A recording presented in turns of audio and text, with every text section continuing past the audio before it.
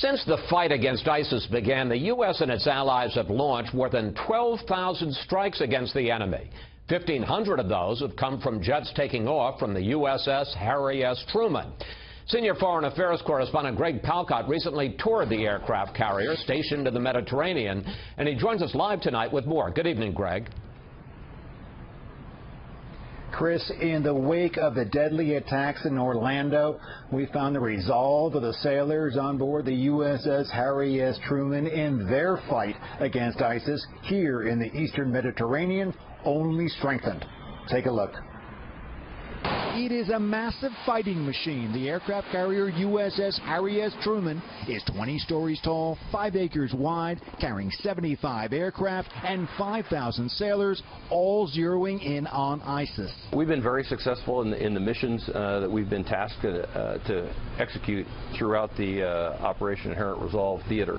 The ship has been out some 7 months, first in the Persian Gulf and now in the eastern Mediterranean, closer in to the ISIS terror group's Syrian headquarters. This is a 1,000-pound weight class right here. And the 1,000 pounds? Yes, sir. The Truman's pilots have dropped over 1,500 bombs, more than 1.5 million pounds worth.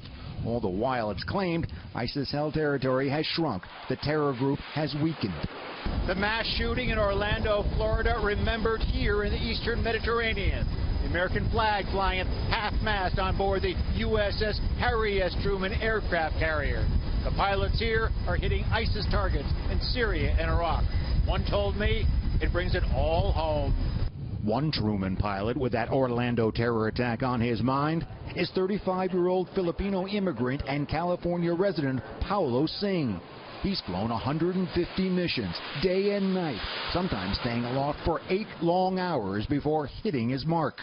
What we're doing here is about stopping that ideology from spreading around the world, and the more we can do to keep that from happening, the more I'm willing to keep on doing it. Echoing that feeling, the sailor men and women, mostly young, who keep the planes flying, the ship cruising, and the brass shining. We work hard every day. We stay dedicated. We stay strong. Times get tough sometimes, but you just realize the bigger picture is what we're doing for the people back home. Right, full rudder.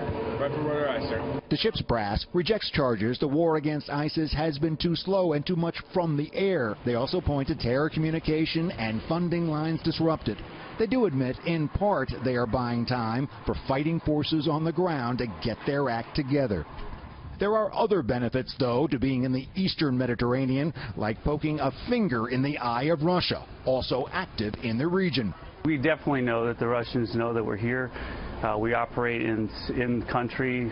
They know that we're there. Still, after a long time at sea, all are looking forward to heading to their Virginia home port in mid-July. I bet you're eager to get home. Oh, yeah, absolutely. I'm ready. I'm ready. It's about time. Everybody, yeah? Yeah, everyone. It's not time, however, to call time on the war on ISIS.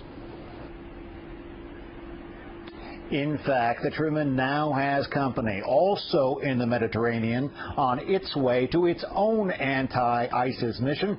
The aircraft carrier, the USS Dwight D. Eisenhower, and over in the Persian Gulf, the U.S. Navy ship, the USS Boxer, is also sending jets against ISIS. Game on. Chris. Greg Palkot reporting from the island of Crete. Greg, thanks.